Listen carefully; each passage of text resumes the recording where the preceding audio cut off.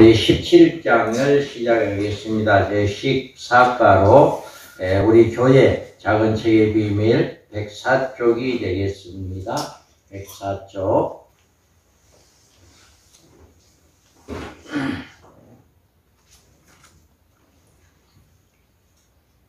우리 17장, 18장을 공부하기 전에 우리가 유의해야 할 점이 있는데요.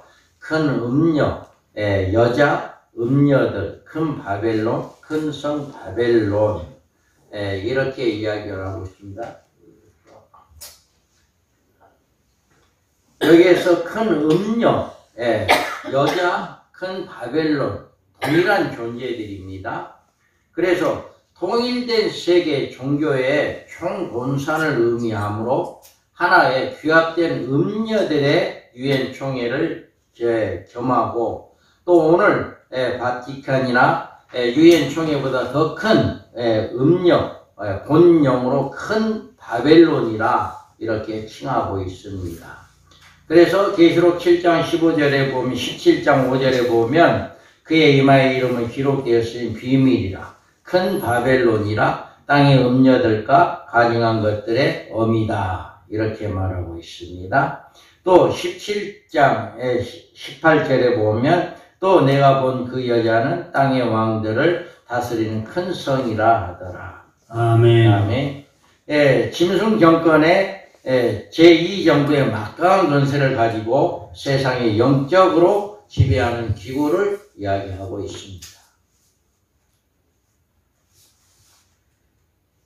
하나의 큰 음녀를 이루고 있는 다양한 세상의 모든 종교의 종파들이 다원주의의 혼합 종교가 하나로, 하나의 통합 종교로 이렇게 WCC의 모든 것들로 이렇게 등장하고 있습니다. 그래서 큰 성 바벨론이라 안전한 음녀화된 세계를 이야기하고 있고요. 계시록 18장 2절 3절 한번 읽어보겠습니다. 힘찬 음성으로 예쳐 이르되 무너졌도다 무너졌도다 큰 성 바벨론이여, 귀신의 소수와 각종 더러운 영이 모이는 곳과 각종 더럽고 가련한 새들이 모이는 곳이 되었도다. 그의 운명의 진노와 포도주로 말미암아 만국이 무너졌으며 또 땅의 왕들이 그와 더불어 음행하였으며 땅의 상인들도 그의 사지의 세력으로 치부하였도다 하더라. 아멘. 이런 일들이 일어납니다. 우리가 17장의 대요를 우리가 살펴보면은요, 음녀의 비밀이 18장에서 이렇게 나오고요. 그래서 7절에서 13절은 짐승의 비밀이 나옵니다. 그리고 14절에서는 짐승의 심판에 관한 것이 이렇게 나오고 있습니다. 그리고 15절에서 18절에는 음녀의 심판, 음녀는 짐승에 의해 잔혹하게 심판을 받게 되어지는 이런 일들이 있어지게 된다라고 하는 것을 말하고 있습니다. 자, 그렇다면 음녀의 등장과 그 정체에 대해서 우리가 살펴보면은요, 음녀는 짐승보다 앞서 나오지만 짐승의 등장으로 짐승의 등에 업고 큰 권세를 가지고 활동을 한다. 그래서 이 음녀는 짐승과 사탄의 권세를 가지고 같이 활동을 하게 되는, 즉 거짓 선지자를 이야기합니다.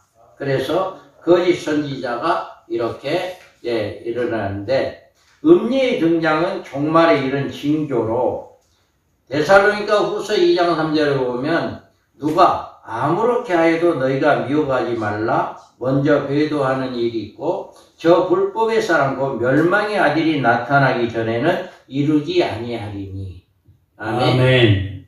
이와 같이 음녀의 등장은 반드시 종말에 이루어나는데, 이런 징조가 있어진다. 음녀가 일어나면 먼저 배도하는 일이 있게 된다. 많은 교인들이 이렇게 음녀교회로 바꾸어지는 이런 일들이 있게 되고, 불법의 사람 곧 멸망의 아들이 나타나기 전에는 이루지 아니한다. 즉 적그리스도가 나타나기 전에는 음녀가 등장하지 않는다라고 하는 것을 볼 수가 있습니다.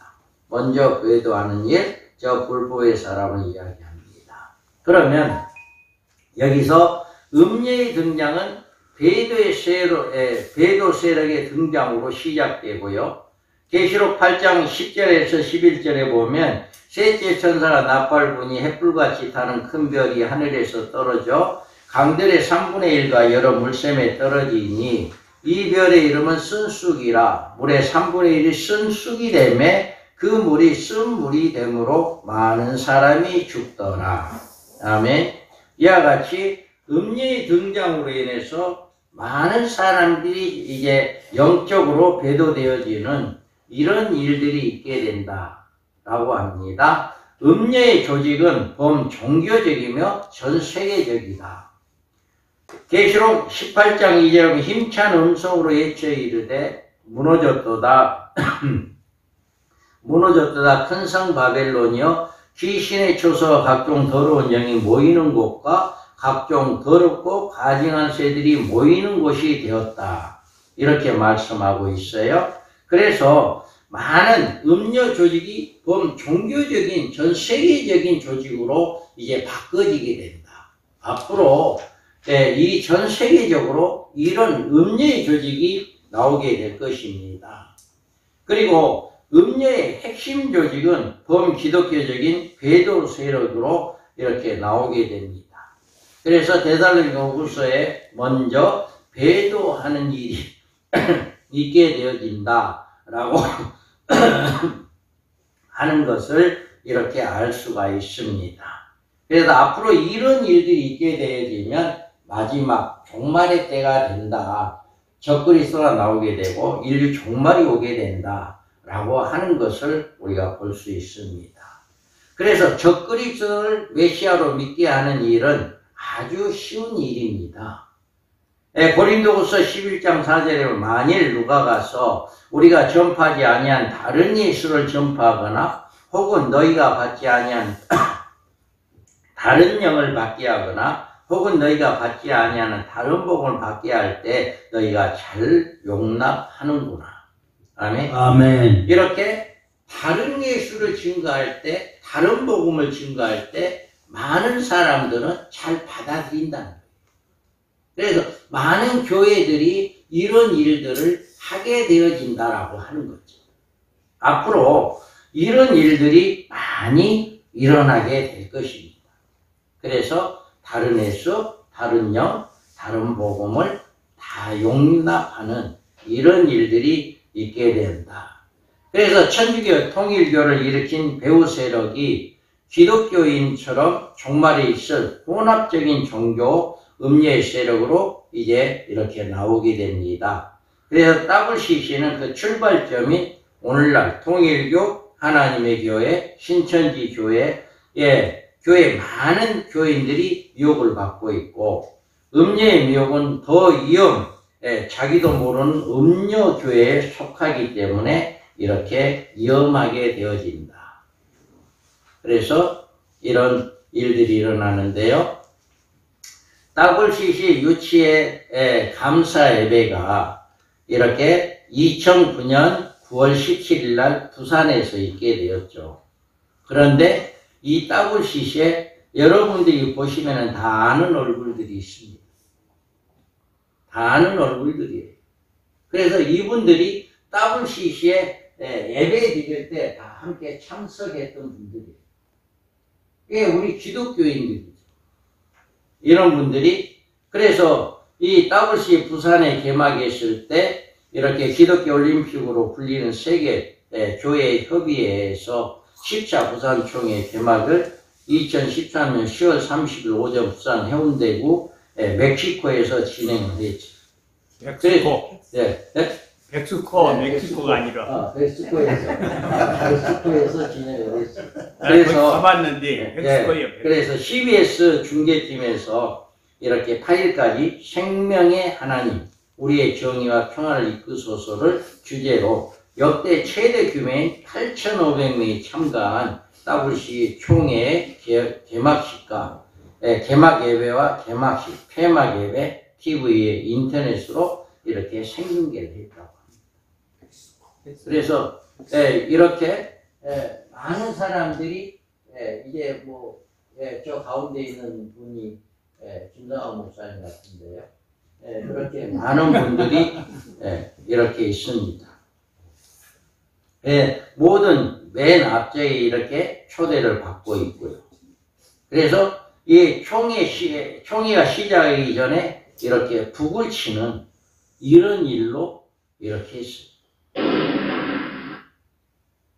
그래서 이렇게 초대받고 오는 승려들, 이렇게 오는 외국에서도 이런 불국사를 구경하고, 우리가 유엔 이제 총회에서 참석하는 방기현 이제 유엔 총회장이었잖아요.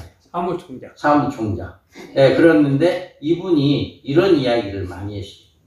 지구상에 처한 도전에 주의하면서 우리는 변화를 가져올 수 있는 중요한 사람들이 집중해야 합니다. 종교 지도자들은 그들을 따르는 사람들에게 막대한 영향을 줄 수 있으며 그들의 생각을 바꾸기 함으로 사회를 변화시킬 수 있습니다. 서로에 대한 예의와 동정심 그리고 사랑에 대한 메시지를 전함으로 WCC의 회원들의 편견과 중오와 싸울 수 있으며 간대함과 신뢰를 만들어갈 수 있습니다. 저는 여러분들이 모두 함께 이 일을 위해서 신뢰와 관계를 형성할 수 있도록 토대로 세움을 함께 영원한 평화와 번영이 우리 세상에 펼쳐질 수 있도록 힘써주기를 바랍니다. 이런 메시지를 이 총회에서 했다고 그럽니다. 그래서 이렇게 영원한 평화와 번영을 힘써달라고 이야기합니다. 여기에서 바로 음녀는 세상의 다양한 종교가 짐승의 부심점으로 하나를 이룬 거대한 국제 종교기구다. 우리가 부산 총회에서 WCC가 이렇게 모였던 것처럼 이런 다양한 종교들이 이렇게 부심점으로 이렇게 모여진다. 그래서 3절을 보면 내가 보니 여자가 붉은빛 짐승을 탔는데 그 짐승의 몸에 하나님을 모독하는 이름들이 가득하고 일곱 머리가 10뿔이 있다 라고 이렇게 이야기를 하고 있습니다.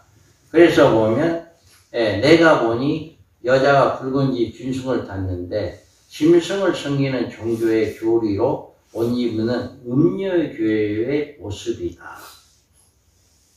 4절에 보면 그 여자는 자줏빛과 붉은빛 옷을 입고 금과 보석과 진주로 꾸미고 손에 금잔을 가졌는데 가증한 물건과 그의 음행에 더러운 것들이 가득했다 라고 했잖아요. 여기도 그 여자는 자줏빛과 붉은빛 옷을 입었다 이렇게 이야기를 해요. 그래서 짐승의 메시아로 섬기는 사탄의 사상의 옷을 입었다 라고 이렇게 볼 수가 있습니다. 금과 보석과 진주로 꾸몄다. 거짓과 이선으로 꾸민 외모로 세상의 환영을 받고 사람들에게 매력을 준다. 이렇게 음녀들은 이렇게 세상에 환호를 받게 되어지는 이런 일들이 있게 될 것이다. 그리고 손에 금잔을 가졌는데 가증한 물건과 그의 음행에 더러운 것들이 가득했다. 금잔은 세상에 매력을 주는 음녀의 다른 복음을 이야기합니다. 그리고 가증한 물건은 사탄의 거짓말을 이야기하는 거예요. 음행에 더러운 것은 진리를 떠난 종교의식을 이야기합니다. 그래서 여기에서 우리는 세상의 금잔 안에 있는 세상의 혼미한 매력과 강한 욕으로 취하게 할 새로운 복음이 들어가 있습니다. 예수 그리스도의 속죄와 구속을 전하는 복음은 이제 구시대의 낡은 종교로 전락되어 전혀 인기가 없어지게 됩니다. 앞으로는 이렇게 되어진대. 어떤 목사님이 그런 이야기를 하더라고요. 앞으로 젊은 이 세대들, 젊은 세대들은 이 복음이 안 들어간다는 거예요. 대학교 애들, 이 애들에게는 복음이 안 들어간다. 그런 이야기를 하더라고요. 그런데 앞으로는 이렇게 음녀화되어서 이런 거짓된 진리를 떠난 종교의식, 이렇게 사탄의 거짓말, 이런 걸로 인해서 많은 자들이 미혹당하게 되어진다. 라고 하는 것입니다.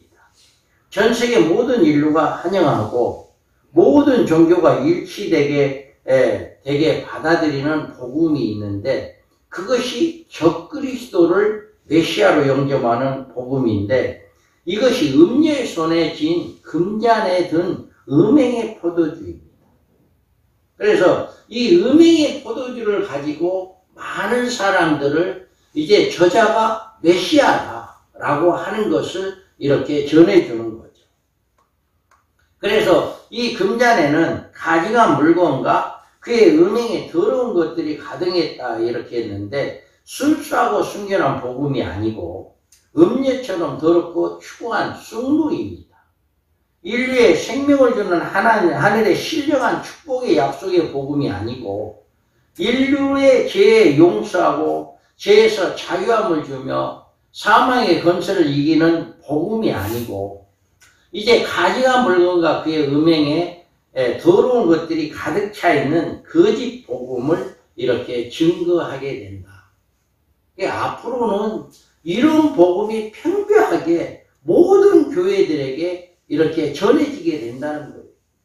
그래서 우리가 정말 우리 광중교대사에게 두 증인의 사명을 소망하는 교회들만큼은 이 복음이 모든 교회가 이런 복음이 전해진다 할지라도 우리만큼은 진리의 말씀, 진리의 복음만 증거되어지는 이런 교회들이 되기를 원합니다. 아멘. 그래서 앞으로 이런 일들이 일어나게 된다는 거예요.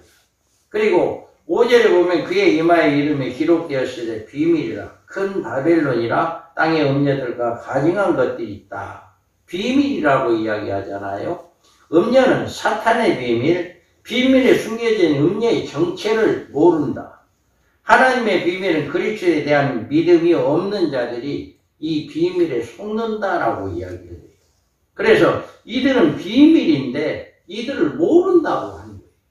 이런 일들이 앞으로 되어지게 된다라고 하는 것입니다.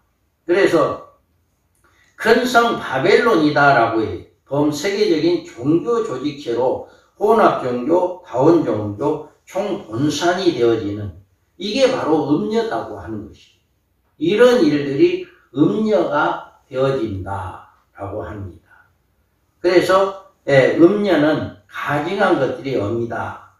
가증한 것들이 엄이다라고 통일된 종교적인 조직체의 최고의 지도부가 되어진다. 앞으로 종교의 최고의 지도자가 이렇게 어미로 등장하게 되어지는 이런 일들이 있게 될 것입니다. 음녀의 활동을 우리가 살펴보면요. 음녀의 활동에 있어서 우리가 전 세계 군림하여 음행의 포도주를 취하게 하여 영적으로 다스림을 이제 다스리게 되는데요. 계시록 17장 1절 2절에 보면 또 7대접을 가진 7천사 중에 하나가 와서 내게 말하여 이르되 이리로 오라. 많은 물리에 앉은 큰 음녀가 받을 심판을 내게 보이리라. 아멘. 네. 이렇게 해서 이제 음녀가 보여줄 심판이 있다라고 이야기를 하고 있어요. 그래서 많은 물리에라고 하는 것은 전 세계를 가리키는 표현입니다. 그리고 큰 음녀라고 하는 것은 그 조직의 큰 규모를 말하고 있는 거예요. 그때 이 음녀의 조직이 모든 교회를 대표하게 될 것이고 그들의 세력은 누구도 무너뜨릴 수 없을 겁니다. 앞으로 음녀의 세력은요 누구도 못 무너뜨려요. 그래서 그들이 막강한 조직력의 사탄에 의해서 이렇게 유지되므로 어떤 정권이나 권세라도 무시할 수 없는 그런 종교가 조직이 될 거예요. 그래서 종말에는 각 나라의 왕들이나 권세자들이나 정치가들은 이들과 타협하거나 손을 잡지 않고는 아무 일도 할 수 없는 이런 일들이 있게 된다는 거예요. 그래서 2절에 땅의 임금들도 그로 더불어 음행하였더라. 그다음에 이와 같이 모든 전 세계 모든 인류 모든 왕들이 이런 일들을 하게 될 것이다 라고 합니다. 그래서 17장 15절에 보면 또 천사가 내게 말하되 내가 본 바 음녀가 앉아있는 물은 백성과 무리와 열국과 방언들이다 이렇게 말하고 있는 것입니다. 여기서 무리와 열국과 방언들이란 땅의 임금들도 그와 더불어 음행하였고 땅에 사는 자들도 그의 음행의 포도주에 취하였다 하고 아멘. 이 모든 무리와 열국 방언들이란 땅의 모든 임금들이 이렇게 이 음녀와 하나가 되어진다 라고 하는 것을 이야기하고 있습니다. 그래서 음녀는 성도들을 핍박하고 피를 흘리게 한다. 17장 6절에 보면 또 내가 보면 이 여자가 성도들의 피와 예수의 증인들의 피에 취한지라 내가 그 여자를 보고 놀랍게 여기고 크게 놀랍게 여기니 아멘. 이 음녀들은 뭐 하느냐? 성도들을 고통을 주고 피를 흘리게 하는 이런 일을 하게 된다는 것이에요. 9장 4절에 그들에게 이르되 땅에 풀이나 푸른 것이나 각종 수목은 해하지 말고 오직 이마에 하나님의 인침을 받지 아니한 사람들만 해하라 하시더라. 아멘. 여기에서 오직 이마에 하나님의 인침을 받지 아니한 사람들만 해하라. 여기에서 이마에 인침을 받는 사람들 누군가요? 두 증인들이죠. 첫째 부활자들, 두 증인들. 두 증인들이고 두 증인이 아닌 모든 성도들은 이렇게 해를 당하게 되는 이런 일이 있게 되어진다 라고 말을 하고 있습니다. 계시록 8장 11절에 이 별의 이름은 쓴쑥이라 물의 3분의 1이 쓴쑥이 되매 그 물이 쓴물이 되어 많은 사람이 죽더라. 아멘. 이와 같이 이 음녀의 활동으로 인해서 성도들이 많이 죽임을 당하는 이런 일이 있게 되어진다 라고 하는 것을 이야기하고 있습니다. 그래서 음녀의 지도층은 지배 계급에 속하여 세상의 영광을 누립니다. 18장 7절에 그가 얼마나 자기의 영화롭게 하였으며 사치하였든지 그만큼 고통과 애통함으로 갚아주라. 그가 마음에 말하기를 나는 여왕으로 앉은 자요 가부가 아니라 결탄코 애통함을 당하지 아니하리라 하니 아멘. 아멘. 이와 같이 이 음녀의 지도층의 지배 계급에 속하여 세상의 모든 영광을 누리는 이게 음녀들의 이 모습이다라고 하는 거예요. 그러면 이 음녀의 심판이 나오는데요. 목사님. 네. 앞에 하나 말하는 끝나버려요. 저게 군림입니다. 예. 임이 아니라. 예. 그리고 합체자를 띄어 쓰는 거 아니고. 예. 그거 잊지 마시고 고치시오. 예. 자, 그래서 이 음녀는 짐승과 열뿌리에서 참담하게 멸망을 받는다라고 이야기를 합니다. 16절에 보면 내가 본 바 이 열불과 짐승은 음녀를 미워하여 망하게 하고 벌거벗게 하고 그의 살을 먹고 불로 아주 사르리라. 아멘. 이와 같이 자기가 적그리스도가 음녀를 이용하고 난 다음에 음녀를 완전히 죽여버리는 이런 일을 하게 될 거예요. 그러니까 적그리스도 하속으로 있다가 적그리스도의 실컷 쓰임 받고 적그리스도에 의해서 이 음녀가 죽임을 당하게 되는 이런 일을 있게 된다라고 하는 거죠. 그래서 음녀는 교만과 그가 받는 영광과 사치로 하나님의 심판을 받게 되어진다. 7절에 보면 그가 얼마나 자기를 영화롭게 하였으며 사치하였든지 그만큼 고통과 애통함으로 갚아주라. 그가 마음에 말하기를 나는 여왕으로 앉은 자요 가부가 아니라 결단코 애통함을 당하지 아니하리라 하니. 아멘. 이와 같이 심판을 받게 되어진다. 그래서 짐승을 통한 음녀의 심판은 하나님의 계략이다. 짐승을 통해서 음녀를 심판하는 게 하나님의 뜻이다 이거죠. 그래서 이는 하나님의 자기 뜻대로 할 마음을 그들에게 주사 한 뜻을 이루게 하시고 그들의 나라를 그 짐승에게 주게 하시되 하나님의 말씀이 응하기까지 하십니다. 아멘. 바로 이와 같이 적그리스도가 음녀를 죽이는 것도 하나님의 계획 안에 들어가 있다라고 하는 것을 우리가 볼 수가 있습니다. 여기에서 우리가 보면 두 여자가 나옵니다. 성경에서 두 여자가 나오는데요. 여자가 보면 여기를 해를 입은 한 여자가 나와요. 해를 입은 여자는 계시록 12장 1절에 해로 옷 입었다. 그리스도의 신앙으로 무장한 모습입니다. 하늘에서 큰 이적이 보이니 해를 옷 입은 한 여자가 있는데 그 발 아래에는 달이 있고 그 머리에는 12별의 간을 썼더라. 이 자가 쓴 간은 12별의 간을 썼다라고 합니다. 그러면 여기서 12별의 간은 믿음으로 승리한 모습을 의미합니다.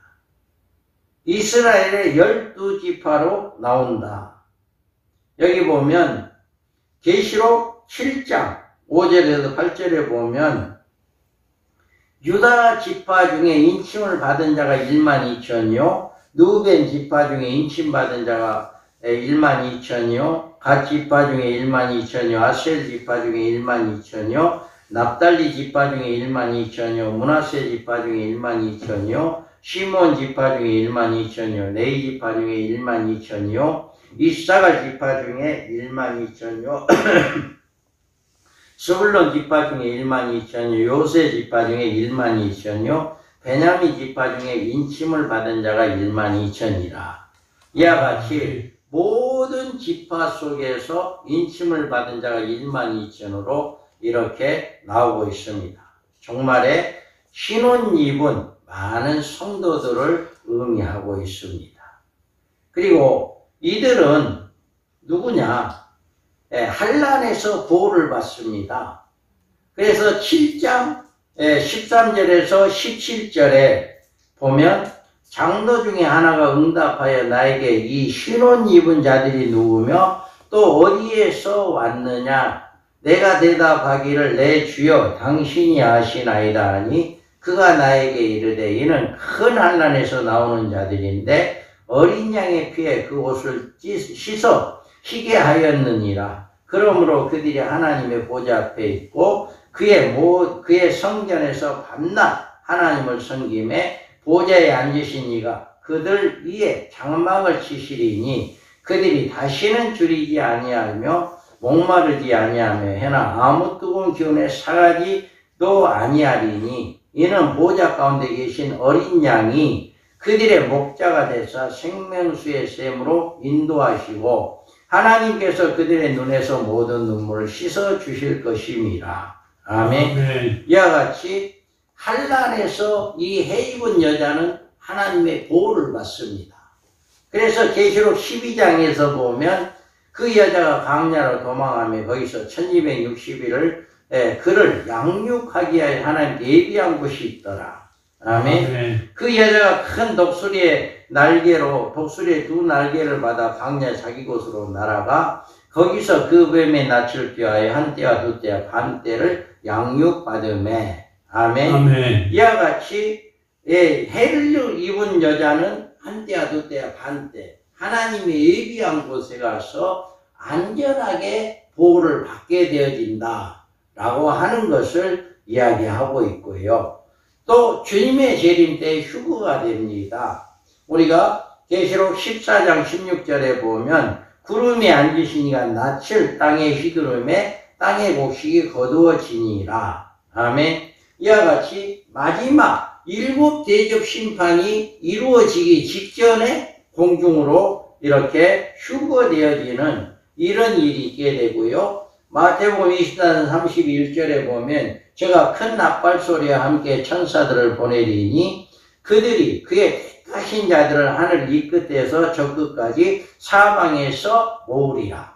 아멘. 아멘. 마지막 때는 이렇게 공중의 휴거를 하게 될 때 천사들을 통해서 살아남은 모든 자들을 불러 모아서 공중에 휴거되어지게 되어진다 라고 이야기하고 있어요. 데살로니가 4장 17절 그 후에 우리 살아남은 자들도 그들과 함께 구름 속으로 끌어올려 공중에서 주를 영접하게 하시리니 그리하여 우리가 항상 주와 함께 있으리라. 아멘. 이와 같이 이 해를 입은 여자들은 공중에 휴거진다 라고 하는 것을 이야기하고 있고요.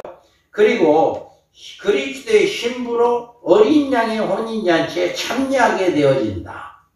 여기에서 공중에 휴거되는 것뿐만 아니라 이렇게 혼인잔치에 참여하게 되어지는데 계시록 19장 7절에서 8절에서 보면 우리가 즐거워하고 크게 기뻐하며 그에게 영광을 돌리세 어린 양의 혼인기약이 기약이 이르렀고 그의 아내가 자신의 준비하였으므로 그에게 빛나고 깨끗한 세마포옷을 입도록 허락하셨으니 이 세마포옷은 성도들의 옳은 행실이로다. 아멘. 이와 같이 신부로서 혼인잔치에 이루어지는 이런 일들을 하게 되어지는 것이 해를 입은 여자다.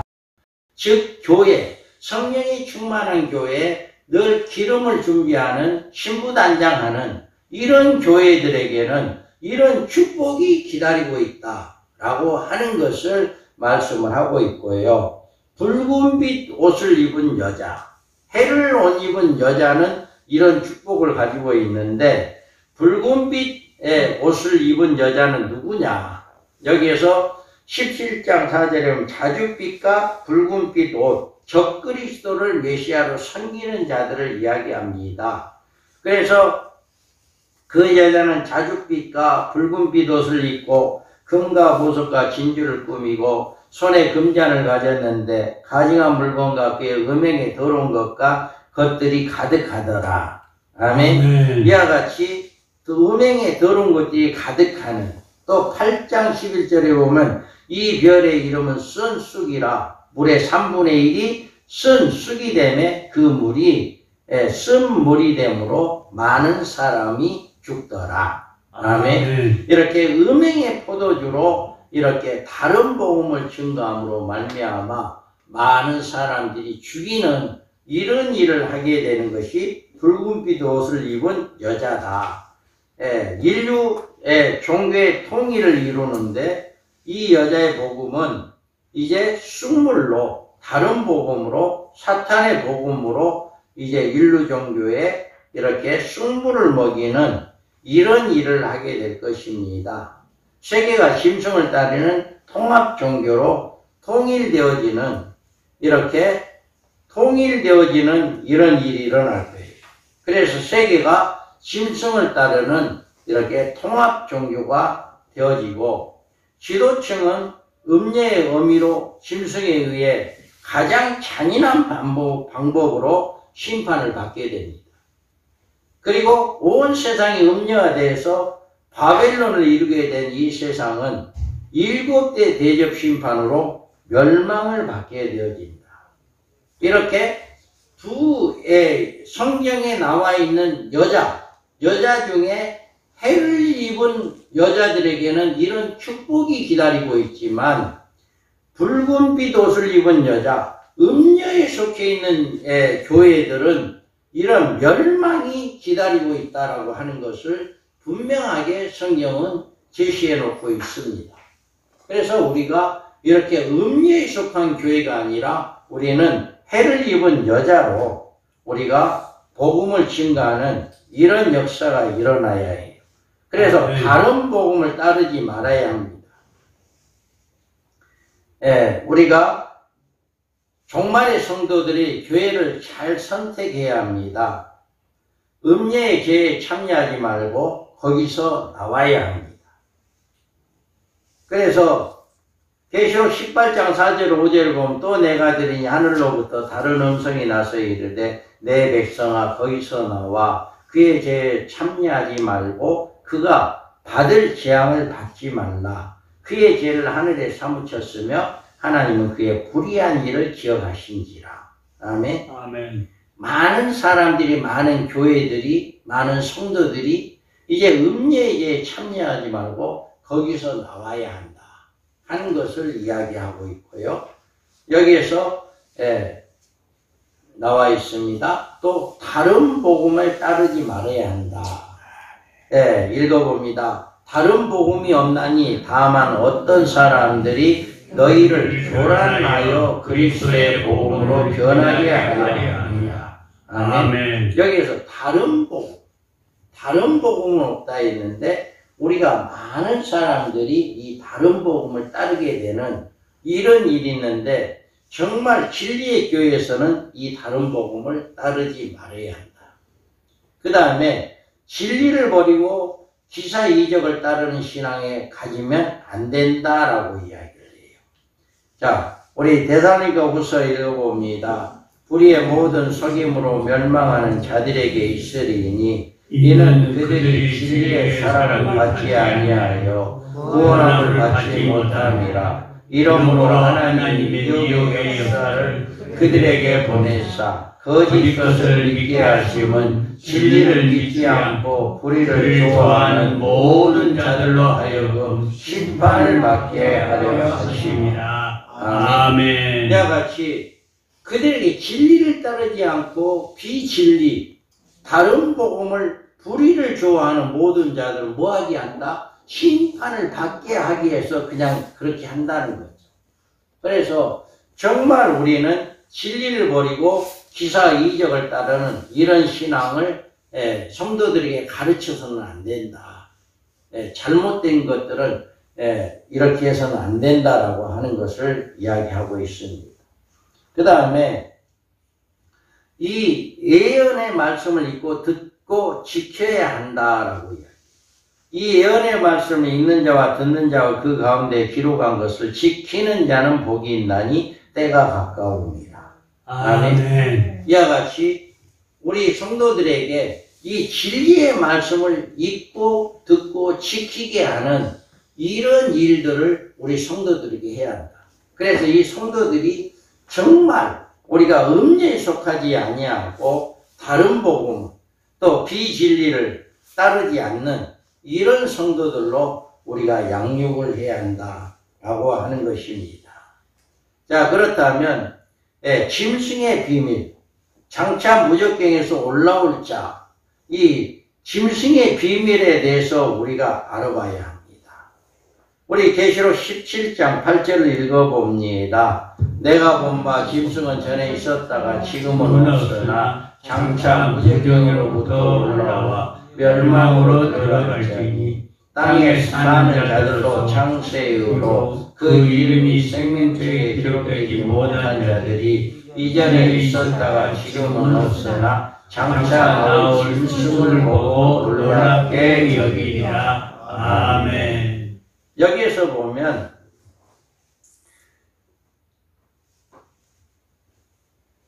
내가 본 짐승은 전에 있었다가 없다라고 했는데 이 짐승은 역사적으로 실존했던 인물입니다. 여기서 내가 본 짐승이란 역사적으로 실존했던 인물인데 인물이 장차 세상에 나타나 세상에 화를 낼 미래적인 인물을 가리키는 거예요. 그래서 이 짐승에 대해서 전에 있었다가 시방은 없다는 말은 이 짐승은 숨겨진 비밀을 들추어내고 있다. 내가 본 짐승은 전에 있었다가 여기서 내가 본 짐승이라고 하는 것은 전에 있었다가 없었다는 짐승이 아니라 앞으로 있을 짐승이다라고 하는 거죠. 실존했던 인물, 전에 역사적으로 있었던 인물이 아니라 앞으로 있을 인물이다. 이거를 이야기하는 거잖아요. 그래서 이 짐승은 시방 존재하지 아니한다. 지금은 없다. 시방은 요한 당시의 시기, 지금도 시방의 시기입니다. 그래서 그때 당시나 지금이나 존재하지 않고 있어요. 이 짐승, 내가 본 짐승은.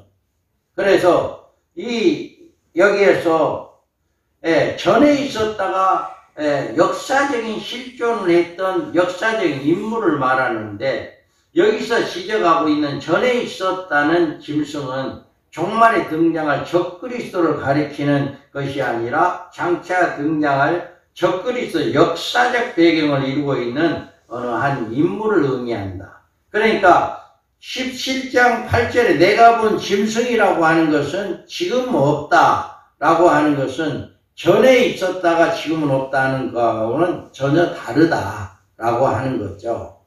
다르다. 그래서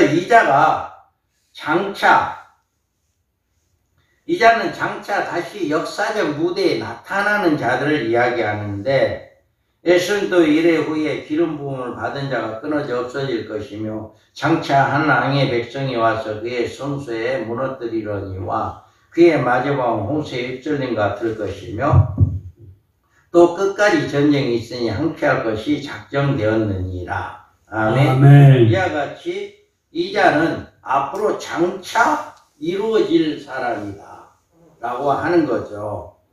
그래서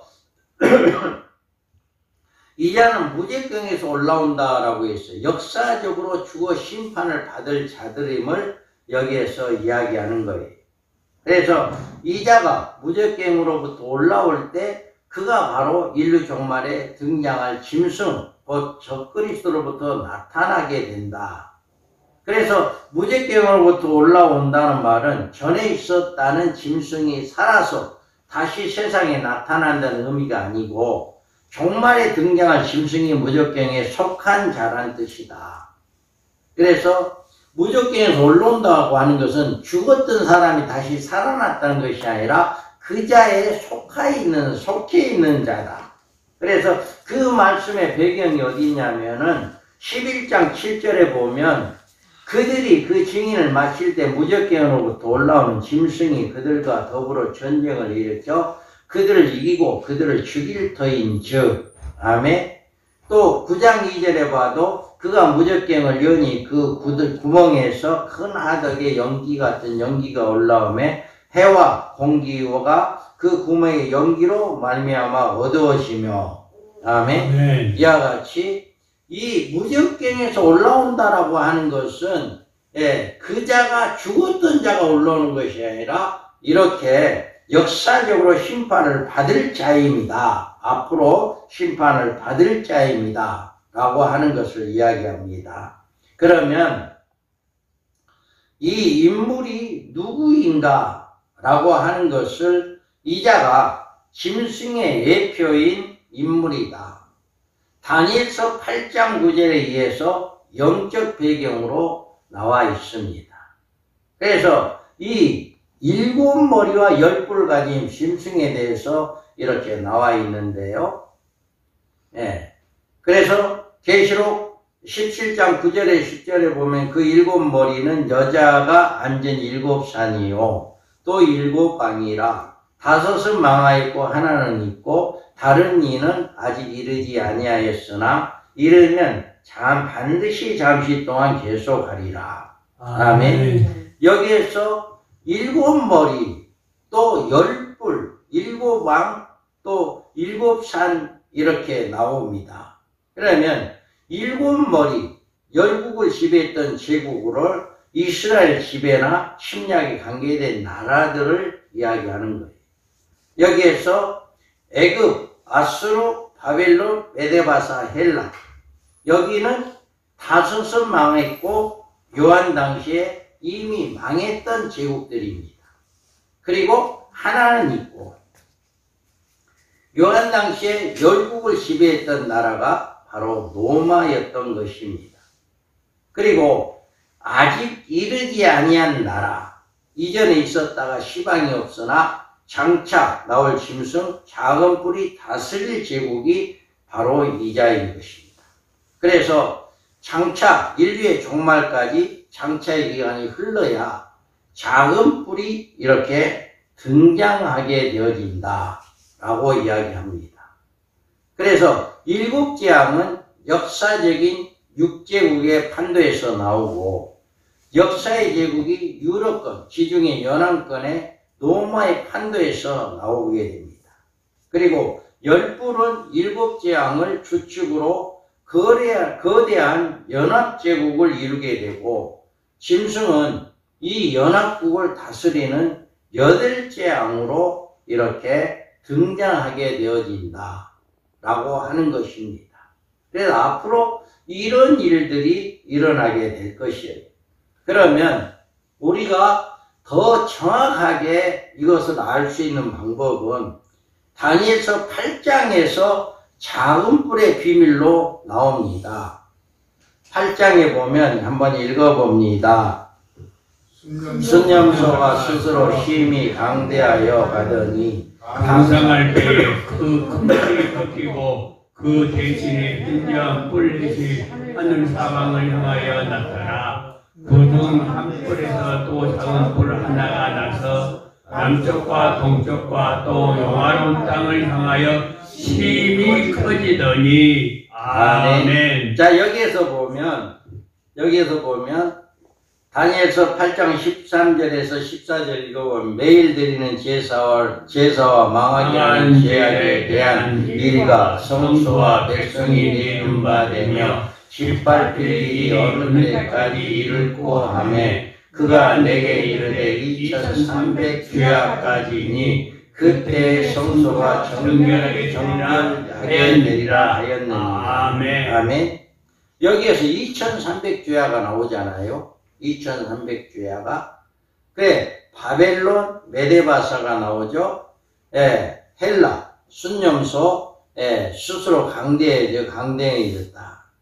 그래서 여기에서 예, 그 뿔이 꺾이고 이제 현저한 뿔이 넷이 나왔다 이야기합니다.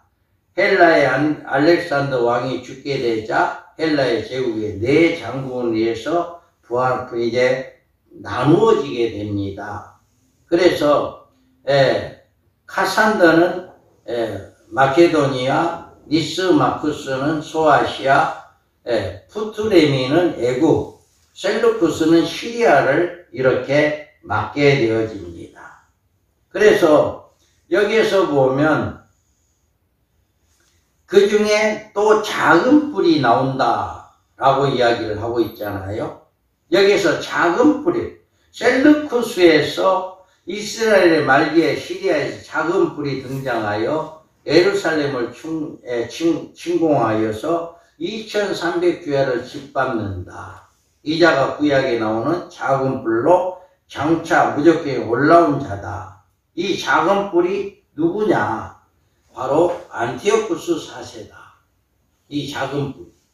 그래서 이 셀루쿠스에서 이렇게 안티오쿠스가 나오는 이런 일을 하게 되는데 이 에피파네스에서 따온 이 안티오쿠스 이 4세가 에피파네스라는 이름이 있는데요.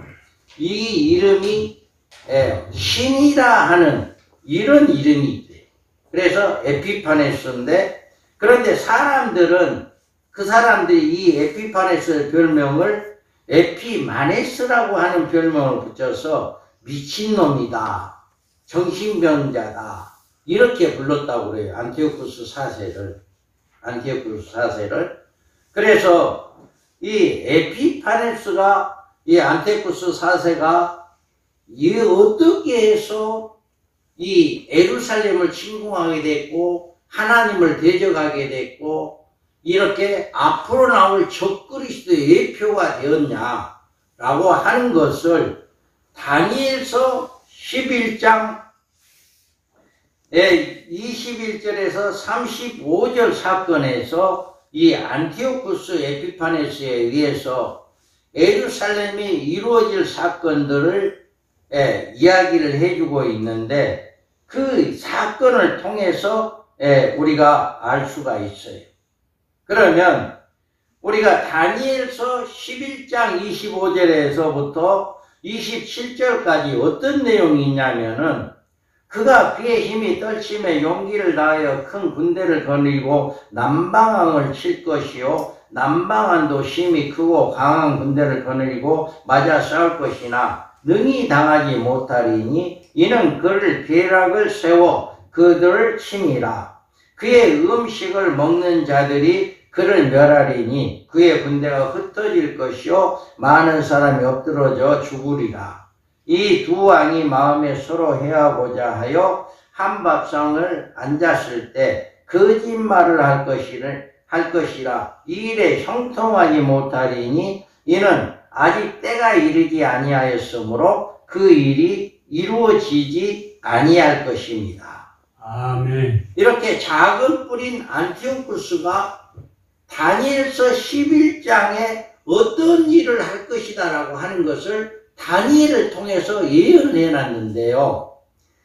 BC 170년경에 에티파네스가 이집트를 침공하여 안파하여서 이집트를 멤피스와 알렉산드리아를 중심으로 양분하고 프톨레미 6세의 동생인 프톨레미 7세 피스콘을 또 다른 왕으로 세워서 두 정부를 서로 경쟁하도록 만들었답니다. 그러니까 이 에피파네스가 이쪽에 침공을 해서 완전히 안파하고 본국으로 돌아가면서 두 사람에게 거기를 맡겨놓은 거예요. 그랬는데 1년 정도 있다가 이 두 사람이 하나가 된 거예요. 하나가 돼가지고 에피파네스를 죽이자 이렇게 나온 거예요. 이렇게 나오니까 그 소리를 듣고 다시금 침공을 합니다. 다시금 침공을 해서 이제 이 제일 처음에 먼저 플루토미 6세가 다스리던 멤피스를 정복하고 거기서 다시 진국해서 프톨레미 7세가 다스린 알렉산드리아를 점령하라고 했어요. 그랬는데 여기에서 보면 29절에 보면 작정된 기한이 그가 다시 나와서 남방을 이룰 것이나 이번에는 그 전번만 못하리라. 처음에 왔을 때는 완전히 안파했잖아요. 안파했는데 다음에 1년 있다가 다시금 침공을 해서 했는데 한쪽 나라는 점령을 했어. 그랬는데 한쪽 나라를 같이 점령을 하려고 하니까 노마에서 나온 거예요. 야, 노마에서 안티쿠스에게 이제 그 나라는 침좀 하지 말아라. 이렇게 이야기가 나온 거예요. 그러니까 이 안티오쿠스가 노마에서 한 4년이라는 세월을 이 포로로 잡혀가서 있었거든요. 그러니까 노마가 얼마나 강국인가를 알았어요. 그러니까 자기 병력을 가지고는 도저히 노마를 대적할 수가 없으니까 이제는 더 이상 침공을 못하고 돌아가면서 어떤 일이 있었냐면 다니엘서 11장 33절에 보면 백성 중에 지혜로운 자들이 많은 사람을 가르칠 것이나 그들이 칼날과 불꽃과 사로잡힘과 약탈을 당하여 여러 날 동안 몰락하리라.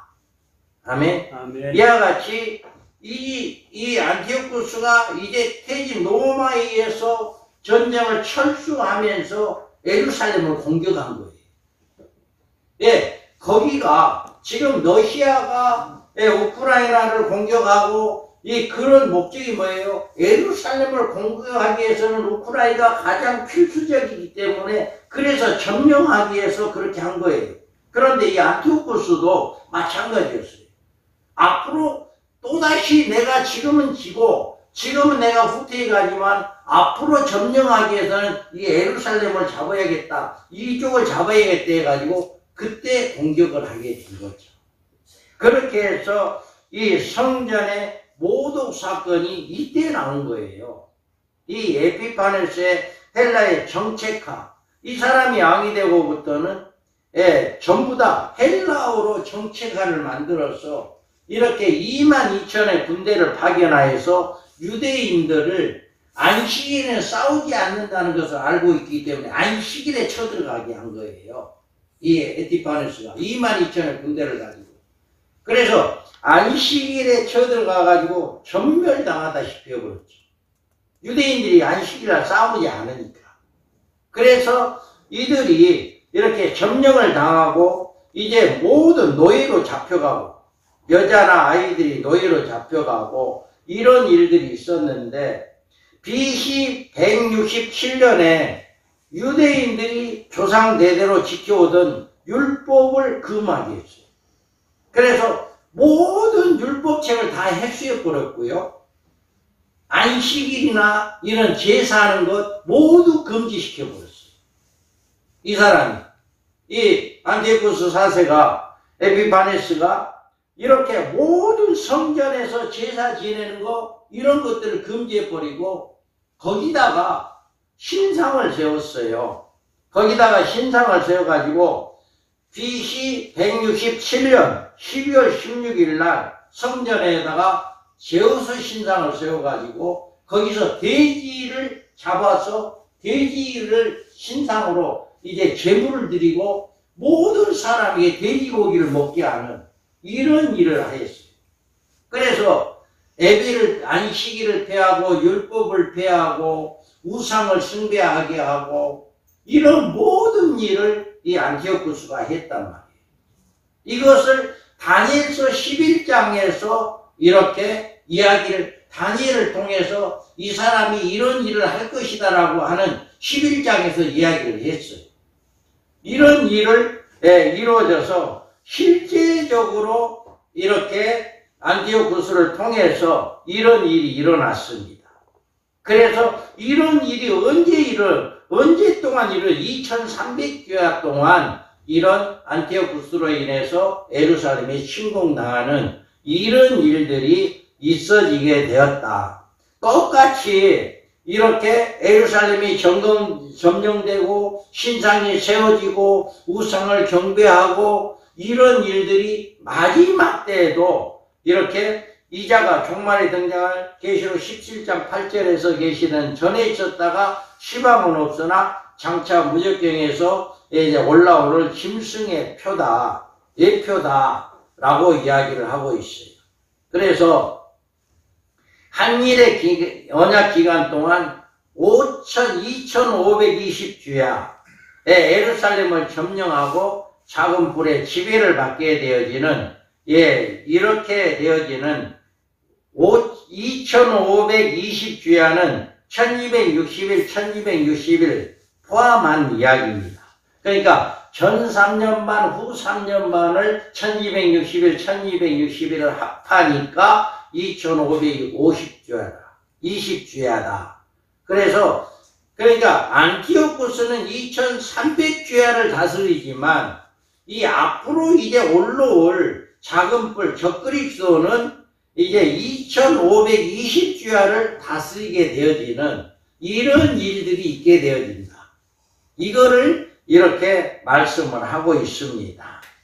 네, 그래서 우리가 여기 한번 한번 글씨가 보인가요? 예. 한번 읽어보겠습니다. 시작. 그 왕은 자기 마음대로 행하며 스스로 높여 모든 신보다 크다 하며 비상한 말로 신들의 신을 대적하며 형동하기를 분노하심이 급질까라 하리니 이는 그 작은 일을 반드시 이룰 것입니다. 그가 모든 것보다 스스로 크다 하고 그의 조상들의 신들과 여자들이 흠모하는 것을 돌아보지 아니하며 어떤 신도 돌아보지 아니하고 그 대신에 강한 신을 공경할 것이요 또 그의 조상들이 알지 못하던 신에게 그 도덕과 보물을 들여 공경할 것이며 그는 이방 신을 힘입어 크게 경고한 선정들을 점령할 것이요 무릇 그를 안다는 자에게 영광을 더하여 여러 백성을 다스리게 하며 그에게서 뇌물을 받고 땅을 나눠주기도 하리라. 마지막 때에 남방왕이 그야 힘을 겨룰 것이나 북방왕이 병거와 마병과 많은 배로 회오리 바람처럼 그에게로 마주와서 그 여러 나라에 침공하여 물이 넘침같이 지나갈 것이요 그가 또 영화로운 땅에 들어갈 것이요 많은 나라를 패망하게 할 것이나 오직 에돔과 모압과 암몬 자손의 지도자들은 그의 손에서 벗어나리라. 그가 여러 나라들의 그의 손을 펴리니 애굽 땅도 면하지 못할 것이니 그가 권세로 애굽의 금은과 모든 보물을 차지할 것이요 리비아 사람과 구스 사람이 그의 시종이 되리라. 우리를 다 죽이며 멸망시키고자 할 것이요 그가 장막 궁전을 바다와 영화롭고 거룩한 산 사이에 세울 것이나 그의 종말이 이르르니 도와줄 자가 없으리라. 아멘. 자, 우리가요, 조금 전에 이야기하는 다니엘서에서 이 앞에서 나온 말씀, 다니엘서에 나와서 말씀은 25절에서 27절 말씀은 에피파네스의 말이에요. 다니엘이 앞으로 예루살렘을 침공해 2300귀하를 다스릴 사람에 대한 이야기를 예언했다면은 36절에서 45절 이 말씀은 앞으로 2520귀하를 다스릴 적그리스도가 어떻게 다스릴 것이다 라고 하는 것을 예언해요. 그러니까 똑같은 11장인데도 두 인물에 관한 것을 동시에 예언한 거죠. 예언하는 거예요. 그래서 이 36절 45절의 말씀은 바로 앞으로 되어질 적그리스도가 앞으로 이런 일을 하게 될 것이다 라고 하는 것을 이야기하고 있습니다.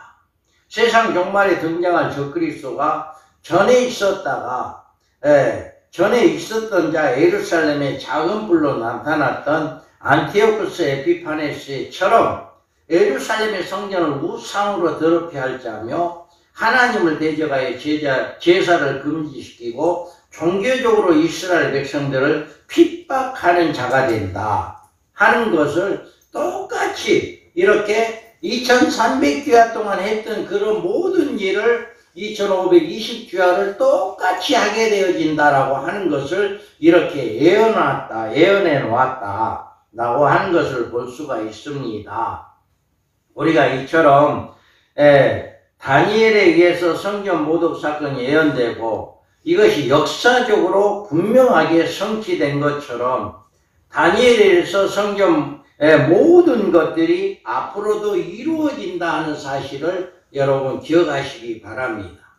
그래서 종말의 시대적 적그리스도의 출몰로 인하여서 많은 고통이 하나님의 힘이 없어서 가만히 보고 계신 것이 아니에요. 앞으로 멸망받아야 할 사람들을 멸망을 해야 하기 때문에 하나님께서 이미 그들을 내어준 거죠. 예, 이렇게 마지막 7 대접은 하나님의 백성들은 어디가 있어요? 다 공중에 올라가 있잖아요. 한 사람도 해를 당하지 않잖아요.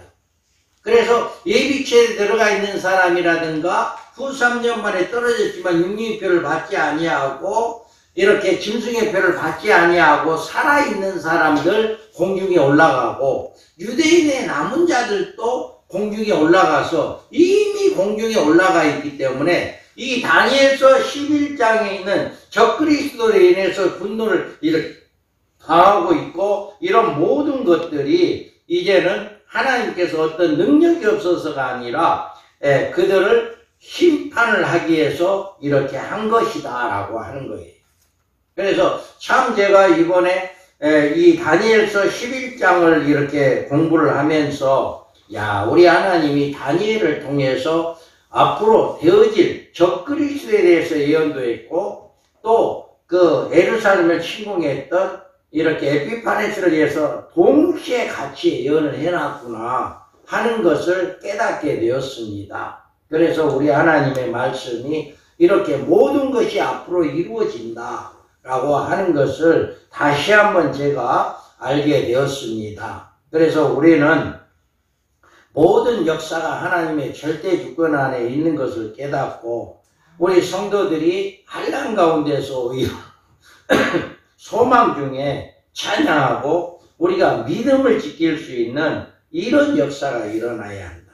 그래서 우리 음녀에 대한 것이 이런 일들이 일어난다라고 하는 것을 우리가 꼭 기억하시고요. 다니엘이 예언했던 모든 일들, 장차 무적경에서 올라와서 그가 적그리스도로 인해서 모든 인류를 괴롭게 할 그 자가 앞으로 반드시 나오게 되어진다 라고 하는 것을 꼭 기억하시고 우리 성도들을 잘 양육하는 모두가 되기를 주님의 이름으로 축복합니다.